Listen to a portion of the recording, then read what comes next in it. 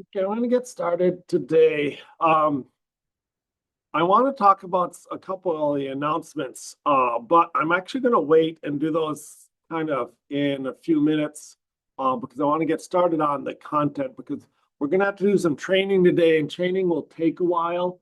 While that's running, I'll come back and fill in with the announcements and stuff like that. So why don't we jump right into the content? Unit 5, we're going to go down and work on this learning notebook. We're going to open up this learning notebook 5.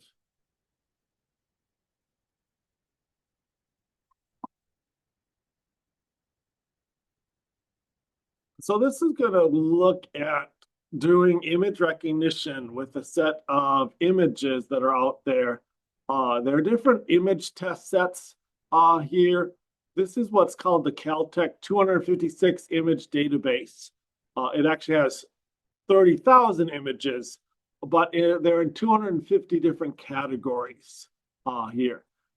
Each image is different in size. These aren't huge images, but they're pretty, they're not bad. They're like, 200 meg, or 200 by 200 pixels to like 600 by 600 pixels.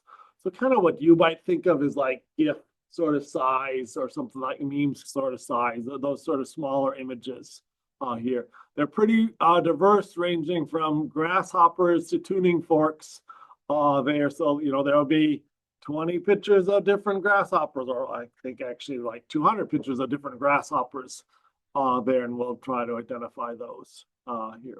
So again, you should start that. You can make a copy of that here.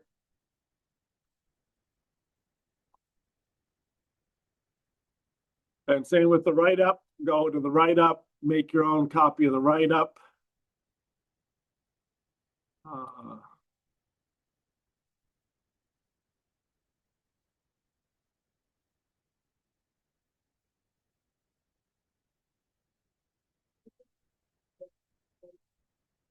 Right. So, and then again, when you're running this, you should check the runtime type. It should be with the GPU here for that. And hopefully I won't run out of time because I've been running this and some other sample ones earlier today. Okay, so that's our stuff. We're going to work through it now. There are a couple sections to this, and I am kind of minimize so we can kind of see them at first, and then we'll expand them. So the first section is the setup section, section 0. Section 1, we're going to kind of create our own and train our own convolutional neural network with our own layers from scratch. And that's going to be kind of hard and complicated, but very creative. There, we'll start with that. Once we've done that, then we're going to try some pre-trained ones that are already set up. And so again, we can bring in some maybe more complicated ones that are already pre-trained. And then again, we're just going to train the top part of them here. And then we're going to talk about, well, rather than just training the top part, we can actually train all the layers in them. And so section 3, we'll be looking at, can we retrain all the layers in one of these models, and does that help things out? So that's kind of what we're going to be doing today. And again, we're just always working with the same data set here, this Caltech images. So I'm going to go into section 1 here, just make that a little bigger and start working through this code here, import these libraries. Here's again some of the sample images. We have a whole bunch of images of dogs, of ducks, of dice here. Now, there are 256 different categories, but we're not actually going to do that many because even with what we do, it's going to be a lot. So I think we're doing 20 categories here.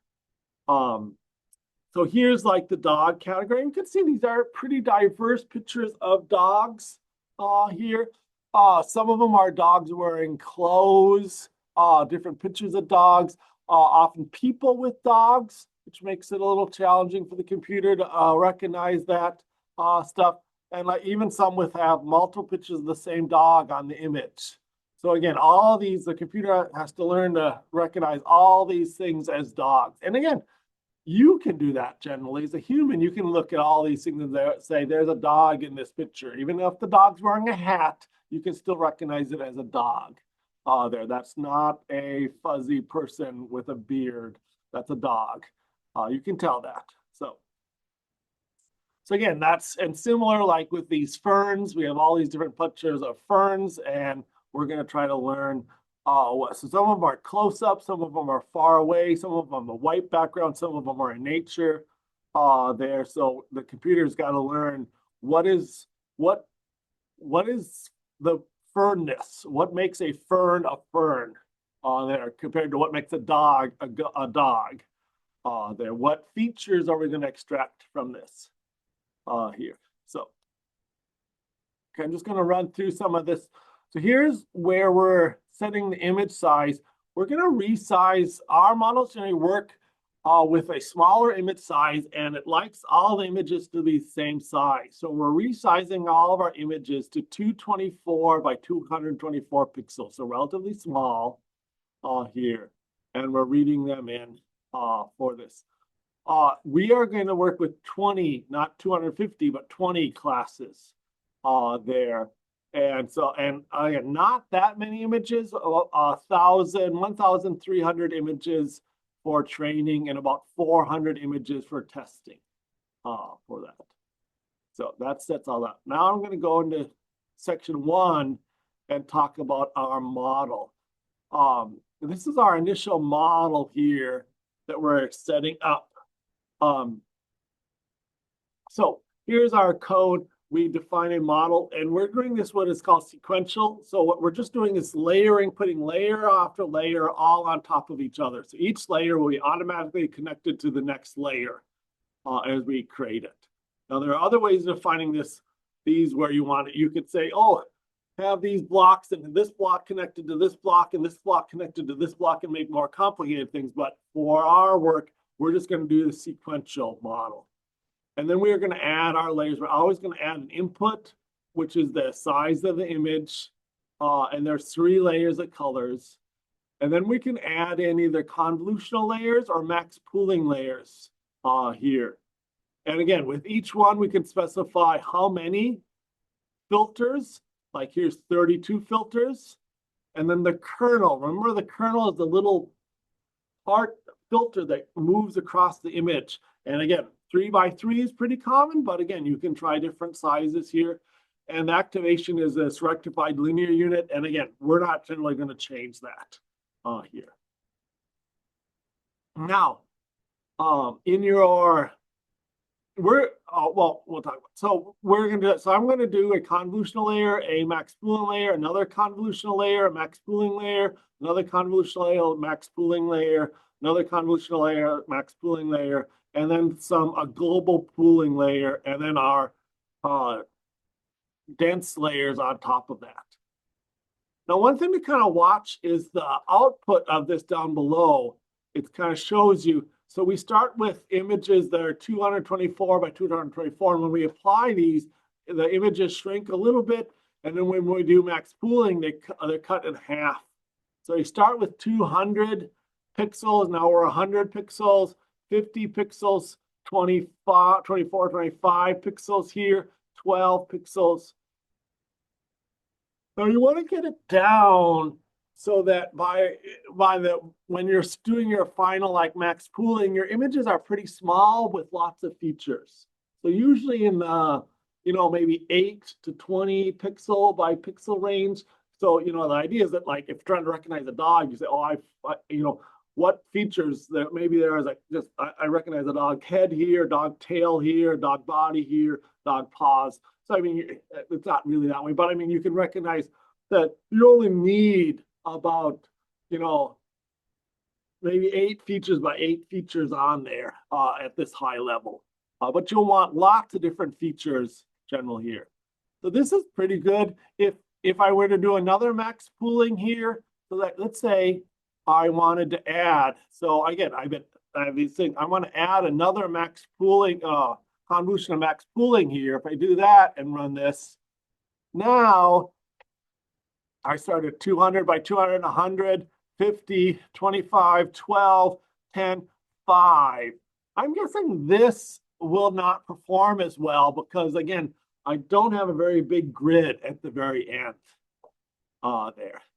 So again, we can try out different things. I'm going to get rid of these ones, but a good guideline is you want to do convolutional layers and then max pooling layers until you get down to the pixel size of about 10 by 10, 15 by 15, 8, I've seen 7, 6, 7 by 8 sometimes works there. So you can try out different things here.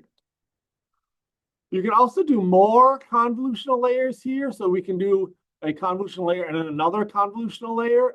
There you can see they're commented out here. And again, as far as Python coding here, all you really have to do is maybe do some cut and paste and uncomment and comment them out. So you can uncomment these out if you want to add more convolutional layers here.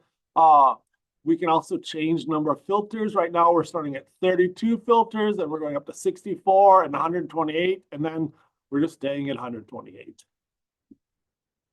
Okay. And again, this is about 400,000 parameters, which is not a bad. You can, if you're staying at about 1 million or less, you should be able to train it on this system here.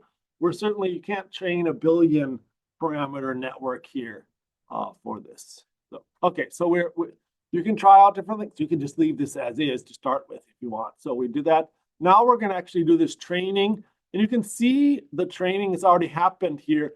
Right now it's running for 20 time steps here. And the accuracy started at 0.6 and got up to like 33% accuracy here. So in the training, I can specify the number of epochs. That's how many times we're going to train.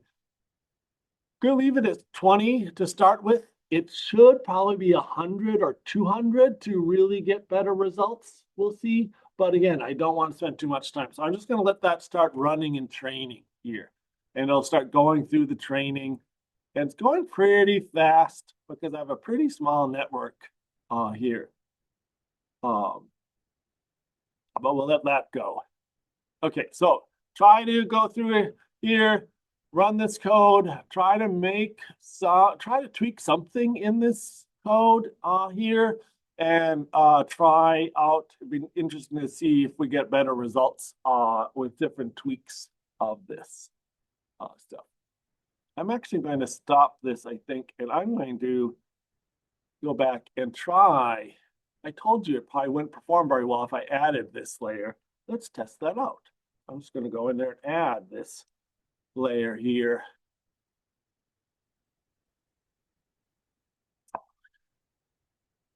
And now I have almost 600 parameters. And now I'm going to run this and we'll see how this goes.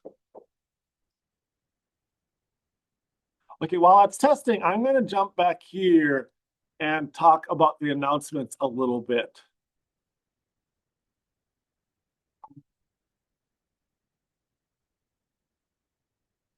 So a number of people are, has anyone been to STEMFest yet today? STEMFest is over at UMD. How was it? Did you, good? A lot of engineering people over there, some computer jobs? Yeah, so, and there's a free shuttle. It goes until 2 o'clock today. So if you want to leave class, I'd head over there. You're welcome to do that. I don't mind for that. But you can also apply for these jobs without going over there by just applying online. I'm just going to talk about these jobs. Now, computer students are required to do an internship, but all students can do an internship.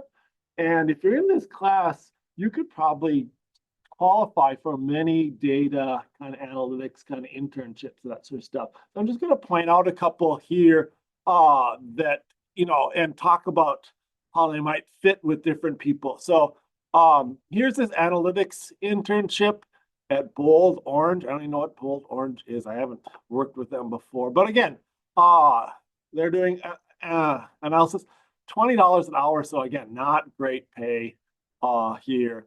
But again, mainly for experience there. But they want you to have experience with some things like Tableau and SQL. and Python. So again, the idea is that if you're doing the data analytics minor here, then you'll be doing some Python. We're talking Python in this class. You'll do SQL in database modeling, and you'll do Tableau in the visualization class. So if you're doing the data analytics minor, you hit enough of this, I think, to qualify for this job, for this stuff. So keep that in mind. Here's a business. What is this? Business intelligence analyst. Here, this is at Amsoil, just across the harbor in Superior. Here, and again, experience with SQL, some reports. Some of the stuff you're not going to have, that's okay. You'll have experience with some of these. Bachelor's degree in computer science, data science, math, statistics, business analysis, or equivalent experience. So again, the data analysis or analytics minor would fit, with any major here. This looks like maybe more experience, 5 or more years of experience. So that might not be an entry-level job. I usually say 3 or 4 levels of experience. I usually think from a college point of view, every year you're in college counts as a year of experience for these jobs generally. So 3, or certainly if it said 3 years of experience, I would say that's entry level. But I would still apply for this as a student if I was looking for a job in this area. But again, experience with predictive models, machine learning algorithms, and AI language models. So that's all stuff we'll get in this class here.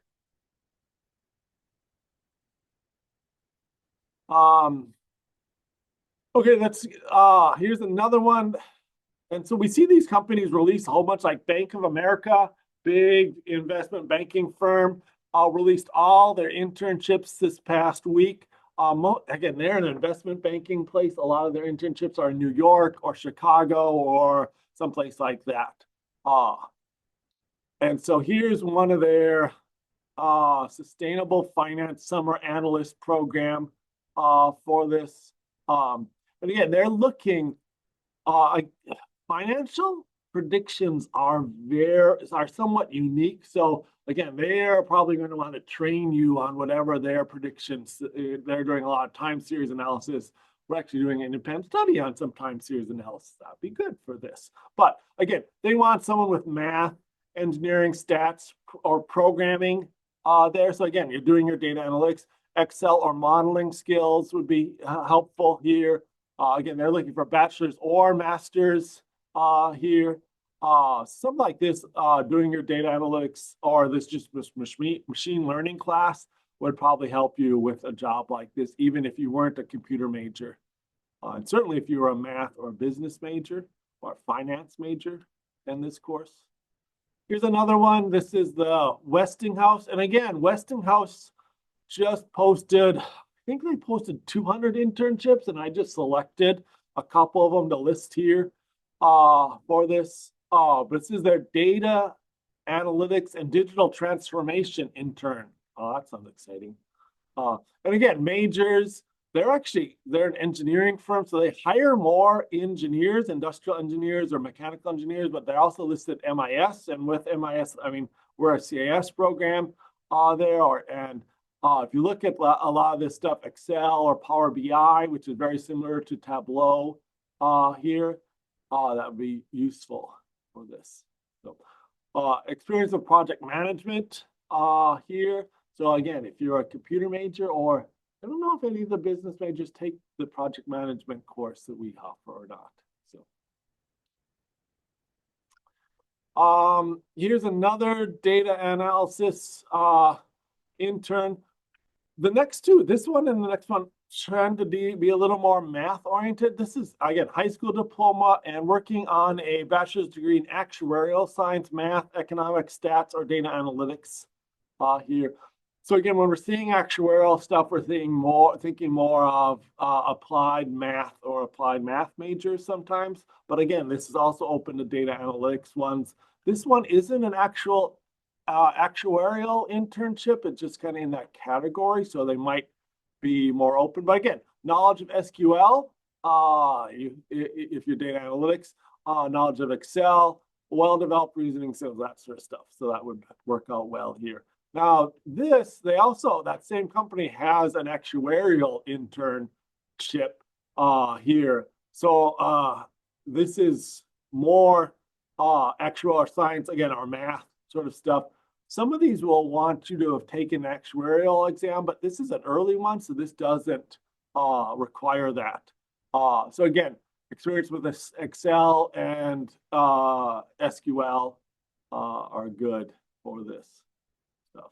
Okay, so again, remember you can apply for a lot of these data related internships, even if you're not a computer major. Certainly just taking this class will help you with some of that, but certainly the data analytics minor will help for a lot of those. Okay, how'd our training go? So I ran my training. So I'm going to look at the accuracy here. There's both the accuracy and the valuation accuracy. The actual accuracy is on the training data. The valuation accuracy is on the other stuff. Usually the valuation accuracy is a little less, but in this case, I'm doing actually better. I'm at 19, so I can read this as a percent. An accuracy of 1 would be 100%. So this is 19% accuracy here, and 22% accuracy for my validation on images it hasn't even ever seen before for this. So that's pretty good. Not great. So what did you get when you ran this? Did anyone get better than 22% accuracy on this? So like you just look at like either your training accuracy 0.22. Did you run this? What did you get? You got up to 40? Yeah. So you should be able to get it there. Now, some things to look at. So I'm going to look at our graphs. Here's my loss graph, and here's my training graph.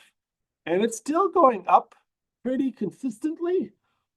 What if we train enough, it should keep going up, up, up, and it'll at some point level off and kind of flatten off for a while. And that shows you once it starts flattening off that you're training it long enough. Here, it looks like I could be training it more. So again, I should probably kick this up to 100 epochs here and rerun this. I'm not going to rerun that right now, but if that would be, I think, very much worthwhile to do and get better results with training it for more time. So, yeah. Okay, and again, here we're just building our own model. We're not quite sure what layers. It's kind of creative sort of stuff. And again, this is where people were 10 years ago when they first came out with these CNNs, and they're just saying everyone is trying out different ways and publishing their results and stuff like that. But we've learned a lot since then. So we're going to go on to, well, let's talk about what's in the write-up. Describe the image set. Okay. Okay, so yeah, for your write-up, you want to make some change to the starting CNN in the notebook and describe what your change is. What did you try to do? What did you change? And then provide some information about that CNN. So how many layers, starting when it's 13. So again, if we go back here, let's see how would we determine that. So we can actually look at it here and count how many layers, but I actually find it more easier to go in here and just count 1, 2, 3, 4, 5, 6, 7, 8, 9, 10, 11, 12, 13, 14. 14 layers I had in that. Trainable parameters, total parameters, and they probably are the same. So again, total parameters, 590,000. Trainable parameters is the same. And in this one, we'll see that because we're training the whole model. For how long did one training epoch take? So each training epoch took about 2 or 3 seconds to run with this GPU. Final accuracy of the training data and the testing data. So again, just the accuracy, the training accuracy and the testing accuracy. This is also the testing accuracy is also called the validation accuracy. And again, I want to just post this whole number in here that's not meaningful. I would just say, convert this to say 22% or something like that, or 20% would be these numbers to make it more meaningful. Okay, so that's your write-up for that. Now we're going to go on to the next part.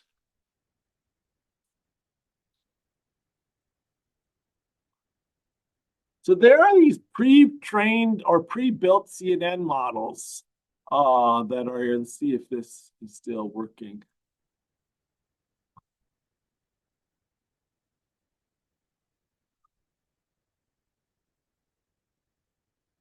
There are lots of pre-trained models that are available out here. VGG 16 and 19, ResNet 101, 152, MobileNet, EfficientNet, and there are lots of different versions. DenseNet here. You can actually click on these and learn some. You can often ask AI or just Google them to see a picture of what they look like also. But there are a bunch of models here. Your job is to pick one of these models to run here. Right now, it's running MobileNet. I'm going to comment that one out, and I'm going to pick a different model. I'm going to run Inception because I really like the weird Google Inception models. I think they're just cool looking. So I'm going to, again, select one of these models, one of these pre-trained models to run. We're going to leave this trainable to false, meaning we're only going to train the top little part we're adding. We're going to create a sequential model with this train model.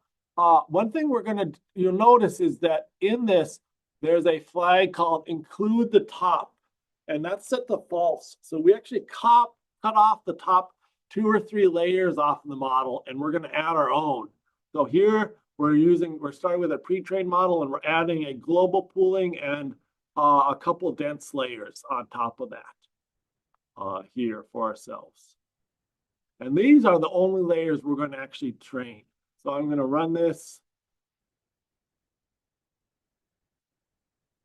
It should print off. So first it'll print off the pre-trained model here.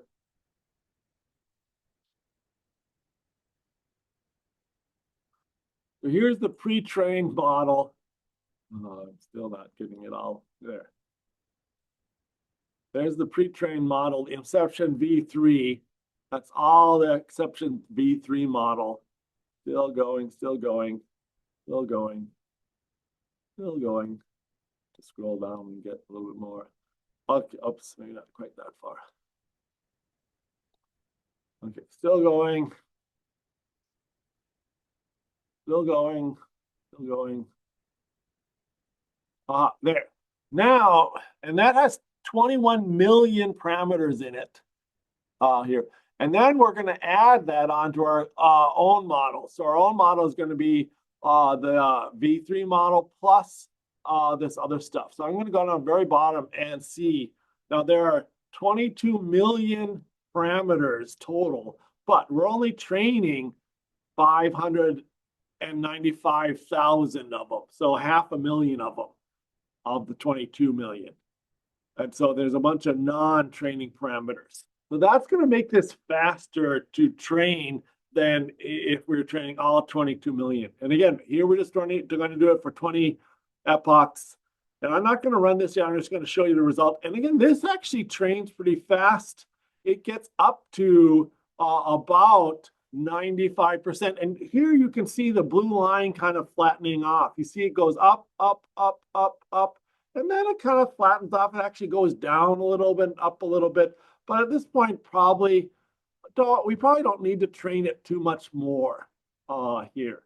I can also see I'm getting so accurate that my loss is getting close to 0, meaning I'm not getting any wrong. And I can only train my model when I get something wrong.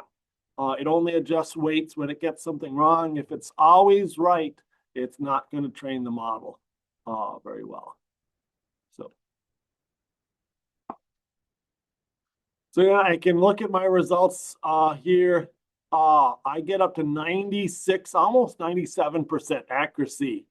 I should switch this to Inception. I'm going to try this now with the Inception model.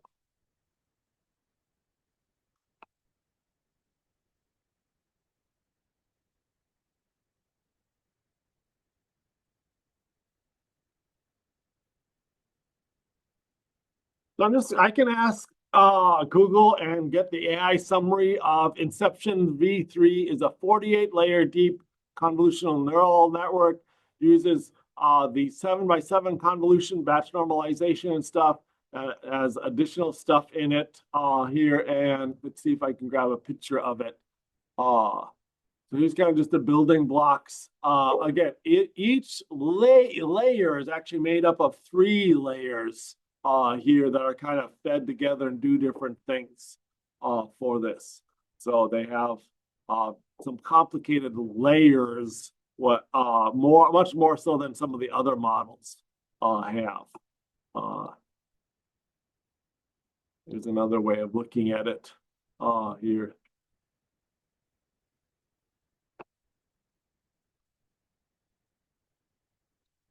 Now, I don't actually know how many layers are in a lot of these models, and I'm not actually going to count. So when you're doing your write-up, if you get in the ballpark, you can convince me that you're right. Okay. So you don't need to count all 150 layers of this.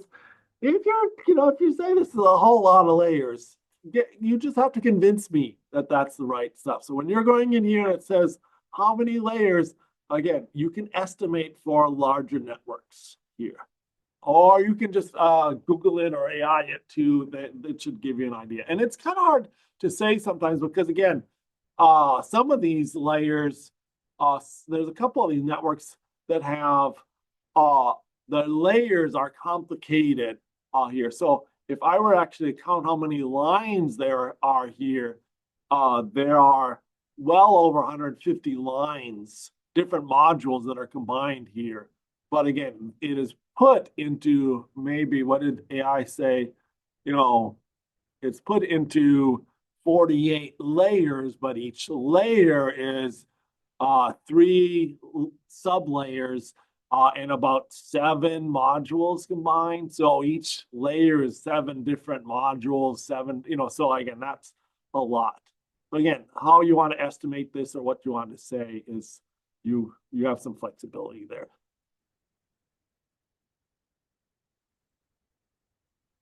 Now, one thing you'll see that what we're doing with these models is that we're adjusting the weights. And initially, we want to adjust the weights a lot as we're learning. So we have a high learning rate. But then as we get learning there, we'll see we kind of unlearn some things. So as we're learning, sometimes we'll be changing the weights and things will actually get worse rather than better.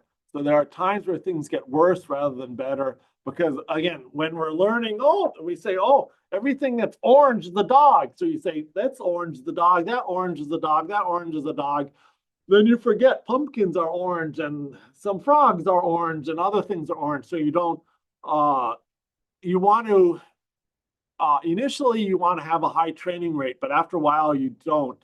And so this system is set up so that once we plateau, once we're not getting any better, our learning rate will be reduced. So at times when you see this, after a while, if it gets kind of stuck, its learning rate will be cut in half generally, and then it'll try to get better. So that's hopefully you'll see at some point the learning rate maybe will be cut in half, and then hopefully it'll get incrementally better as we go. So that we have that built into these models for this.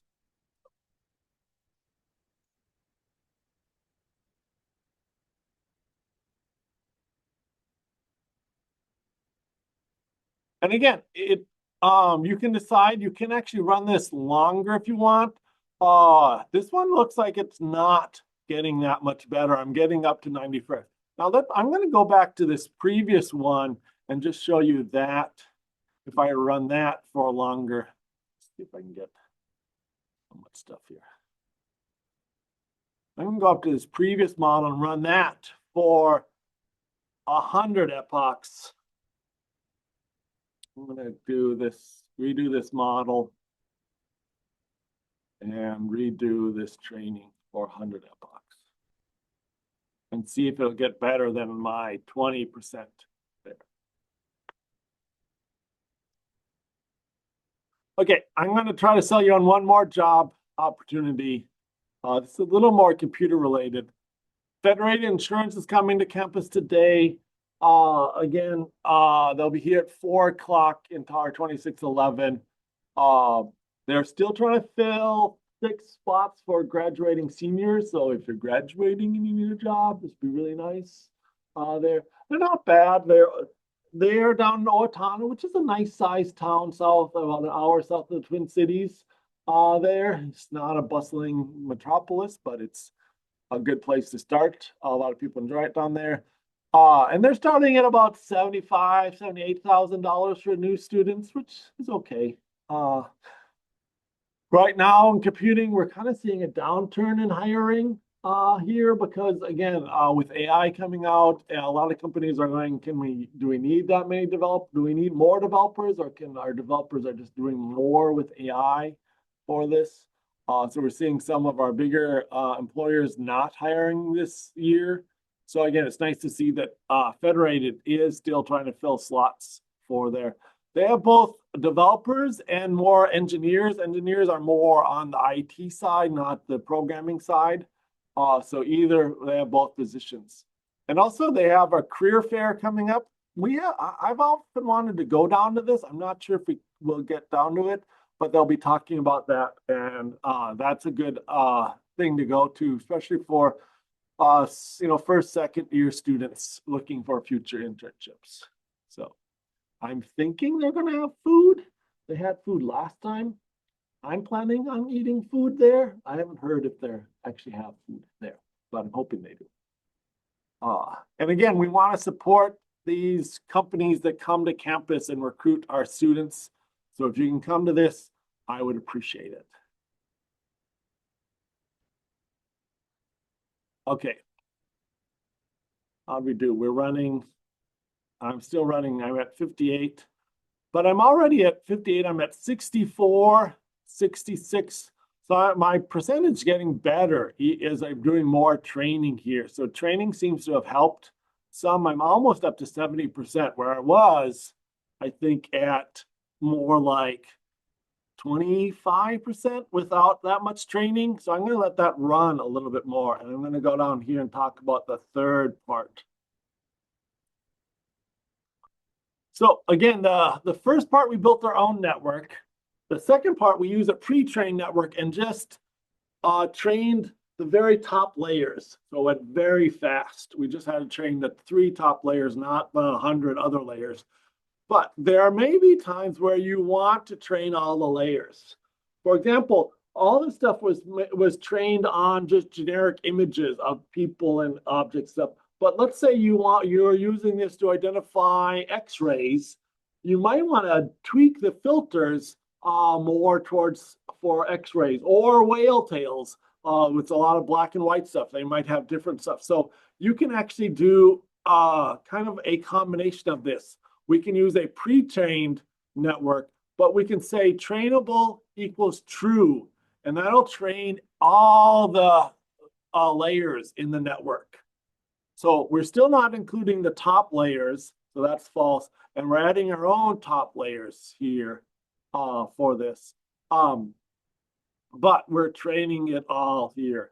So again, you can select which one of these networks you want to have here. And we can set that up. And again, we'll see. Let's see if I can get down to the bottom. Oops, not there. It gets kind of confusing because there's 2 scroll bars that work side by side here with some of these stuff. So it's hard to get the scroll bars in the right positions for this. So here at the end, I've got 18 million parameters for this, and all of them are trainable, basically. All but 3,300 or 34,000 are trainable in this kind of model for this. So training is going to can take a lot longer here than it was before. Now, one thing I'll just note is that sometimes the way we set things up changes things a lot. There are a couple ways of going from our pre-trained model to our flattened dense model. One is just to do what is called a flatten, and one is doing global average pooling. So there are 2 different ways here. flattening is going to take a lot more connections. So right now, again, I'm at 18 million connections here if I do flattening. 18 million connections, where if I just simply change this so that I don't do flattening right here, but I do this global average pooling, which is another way of combining all these cells together. If I do that, my network's going to be a lot smaller. It's going to be only 2. So instead of 18 million, I have 2 million. So now if I train that, that'll be a much better object. Let's see if remember I was training this for 100 up above. I'm going to see if that got done. Where were we? So I ran this training for 100 epochs. It did, yeah, finally got done. It got 86% accuracy after 100 epochs. So, and the training got to 98%. Just the validation wasn't quite so good. So it did really well with the 100 epochs. Let's just show my graph. So here's my graph going up here. And you can see I'm doing what is called kind of overfitting eventually, where my training data, it's memorizing all my training images and not so much my validation images. So it's getting almost worse or not so good with images it hasn't seen from this. Okay. Now let's do this training for step 3 here.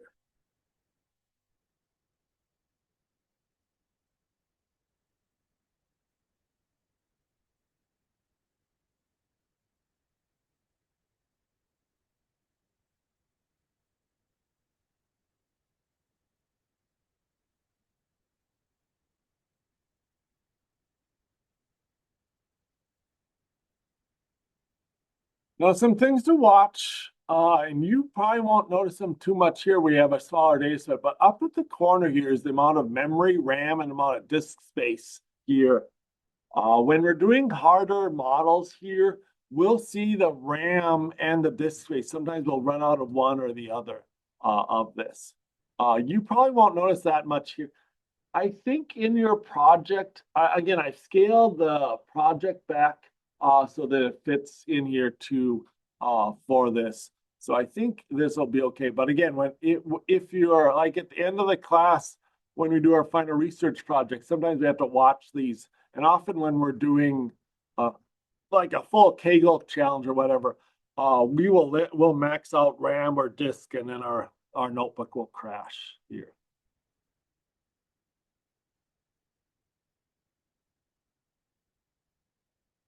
So again, here, this is taking more time because, again, we're training the entire network with 2 million parameters. So it's taking more time to run through each one of these.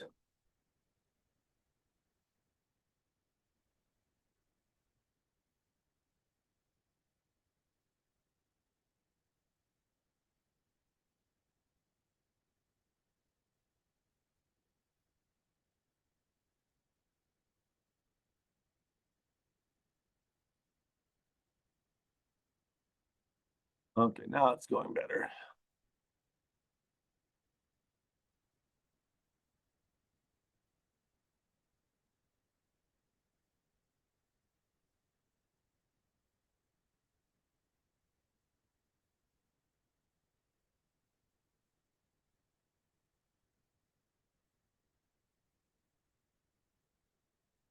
We talked about bias a little bit before this, but let's part 3 here. We want you to look at bias related to images also and these sorts of training models.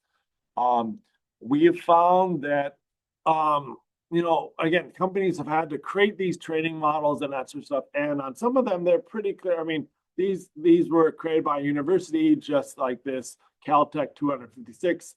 So I have 256 pictures of ferns and 256 pictures, I mean, a bunch of pictures of dogs and ferns and 256 categories there that they've kind of hand selected images for. And they have about 300,000 images here. So I would say not so much bias there, but again, when we get into things like face recognition and we're trying to train a model to do face recognition, or again, when we're trying to detect X-ray stuff, cancer or something like that from X-rays, we have to be very careful of where we're collecting our images and how we're collecting our images for this stuff. For many years, we ran into problems where the big tech firms, the Facebooks, the Microsofts, the Googles, were using different image sets to train their facial recognition model, and they were not, they were very biased image sets. A lot more white males than any other face there. So it was very good at detecting me, but not very good at detecting lots of other people for that. And so Joy, if you haven't seen any of Joy's work, she pops up. I think she's in the CS Principles class, if nothing else, there. She's well known for her work with this, among other researchers here. So I'll look at that and then analyze your results here. What am I speaking of results? What did I get? So again, I only got, oh, here, let's plot this out so we can see this. So I got quite accurate on my training data, but not very accurate on my validation data. It's interesting to note that my validation data, so on images that I've never seen, I was only at about 36% accurate. But overall, I was almost 80% accurate on my training data. So again, it seems to be favoring my training data and not generalizing it very well. And again, sometimes these large models can do that. They almost memorize. Awesome. I don't know if you ever did this, like you just accidentally memorize stuff. Like when I was a kid, I'd play my brothers and sisters, we'd play cards, and we always use this one deck of cards.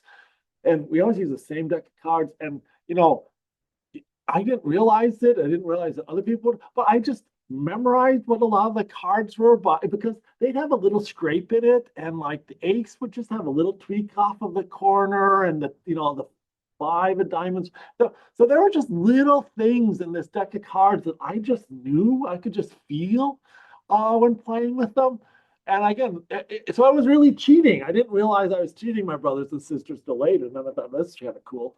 But again, that's what these models kind of do often. They look at these images and they start picking out really little things that are in these images that aren't important in general.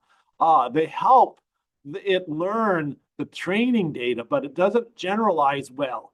So, me memorizing the fact that the ace of spades has a little chip off of the corner doesn't help me when I go to someone else's house and play that deck of cards. That is not a general feature of playing cards here. So in memorizing that some dogs have a little broken tooth that is, chipped, doesn't mean all dogs have that. So again, that's what we'll often see with these models is this sort of what we call overfitting process. Okay. I'm going to let you keep working on this write-up for a little bit. I'm going to talk a little bit about the project this week.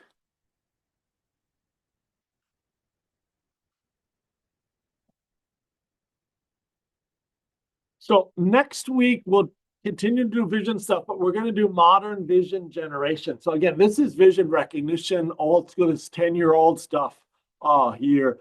Next week, we'll try to look at image and video generation, sort of generative AI sort of models. Again, a lot of those are based on these convolutional layers. They have the same sort of layers in them. They're just formatted different, so they're generating images rather than categorizing images here.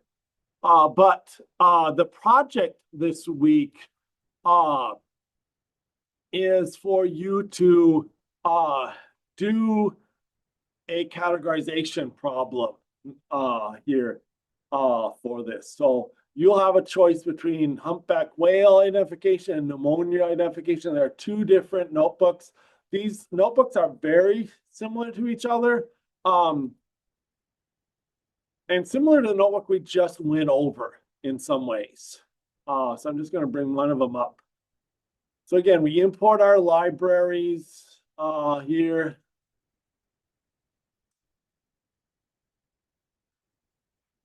We set up our image handling.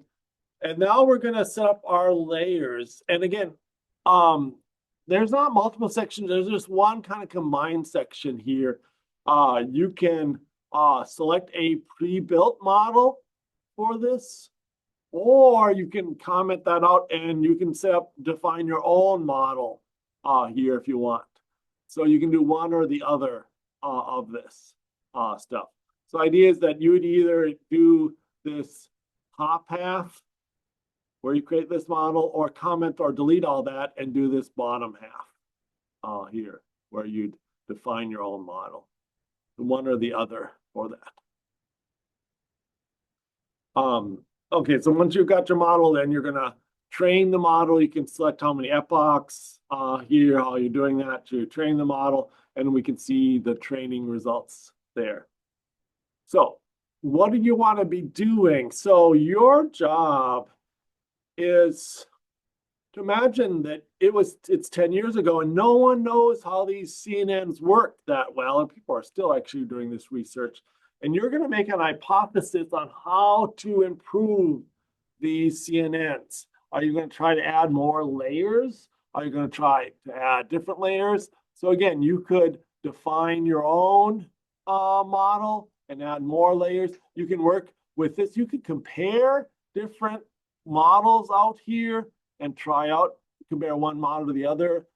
You can do like we did, where we're training the entire network versus part of the network. We did this flattening, and then we did global pooling here. We can try different things. We can add more dense layers in here if we want. There are different options for this stuff. So your goal is to so that make some hypothesis of what you think would make the layers improve better. There are also things called dropout layers you can add and things like that. You're supposed to make some hypothesis here. So like a simple hypothesis is doubling the training should double the accuracy or something, or increase the accuracy there. Or adding a dropout layers will increase the accuracy there. So you're going to make a hypothesis, and then you're going to test out the hypothesis. So generally what you're going to do is run it one way, the base way, note the results, and then make your change and run it again here. And again, we want to be changing just one thing. When we're doing hypothesis testing, we want to try to keep everything the same except for the one thing we're testing here. So we want to run two simulations, one way, one the other way, and everything else the same. So then we can point to this, that the one thing we changed is probably causing the result here. So, and then you're going to do a write-up here where you're going to describe what you're changing. And that write-up is kind of generic. We want you to describe your hypothesis and that sort of. And I'll just note, this is kind of practice for our final project or final research paper. In the final paper, you'll be doing the same thing. You'll be making a hypothesis, you'll be testing out the hypothesis, and then writing up the results and doing that. So this is kind of practice, get us thinking scientifically for that. So that's your project. And again, you can choose to work with the whale data or with the pneumonia project data. Questions on that?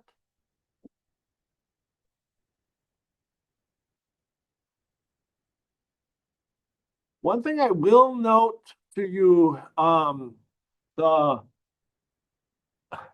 far as how accurate you are, with the whales, there are 200 different whales. And so by default, if you just randomly guessed a whale, you're at about 5%. or no, 0.5%, 0.5%, 1 out of 200 to get the whales right. So if you can get the whale prediction up to even like 20 or 30%, that actually is quite good for beginning whale prediction. Now, that does not hold true for the pneumonia. Pneumonia, you're going to say pneumonia or not pneumonia. 50-50 chance. So even if you randomly pick, you should be getting 50% right because it's either pneumonia or not. So with pneumonia, if you're getting 20% accuracy, you're doing something really, really wrong. You are like somehow worse than random there. So you should be getting up to, 70, 80% maybe with pneumonia, because again, you're starting, your baseline is at 50%. And you just had to predict two things, one of two things. It's either pneumonia or not pneumonia, where with whales, you have to say which of these 200 whales, is it whale 1, whale 2, whale 3, whale 199, whale 2, which of these 200 whales it is.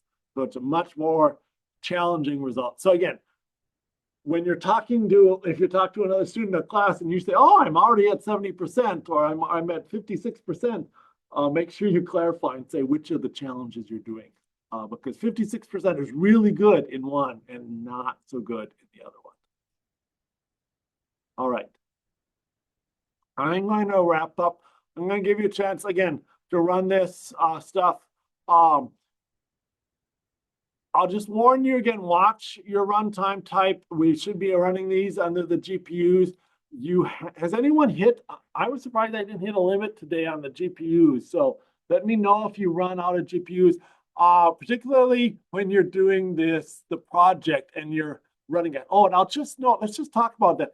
You can run this like for hours and just let it run there for this. And in fact, you can only run one notebook at a time, I believe. So if I try to run this notebook, it says I have too many sessions going on with it. And if I go to manage session, it's showing me that I'm already running this one and it's running on GPU. So you can only run one notebook as a GPU at a time. So, and even if I close this, let's say I go here and I close I just close the window, it'll be still running in the background. So now if I go here and I try to run, it still says I'm running it. So I have to go to manage section. This one is still running, and I can actually bring it up and look at it. So I want to close that. I'm going to click on this and terminate that session. Now I can run this. So just if you're running this problem, you can only be running one session under their GPU. And again, with the project, you might be running out of it. I generally don't have students run that problem until Sunday night at around 10 o'clock at night when they running this sort of stuff. And again, I think you have like 6 or 8 hours of GPU. You have a fair amount of GPU time, more than you'd use up in a class like that. But again, when you're using this project and you're just letting it run for a couple, I just let this run in a window for, be ready to let these things run for like 4 hours on their training. When we first did the whale experiment, this was like, what, 5 years ago, we did a slightly bigger whale one. We were letting it run on the computer. We had to use computers on campus, and we would let it run for 3 days straight. So we were doing summer research, and I have a student, they'd run it for 3 days straight, and then they'd go see the result, and it wouldn't work. And then they'll have to run it again for 3 days straight. So you shouldn't have to run it for 3 days, but you probably will have to run it for a couple hours. I've cut it back so there's only 200 whales rather than 2,000 whales that you're working with. So keep that in mind. Okay, I'm going to stop here and let you work on the write-up and this learning practice. Call me over or ask me. Yeah, Andrew said he went to STEMFest last year, right? Yeah, and again, you can apply to those internships even without going to STEMFest, which is kind of nice. So, all right, I'll stop.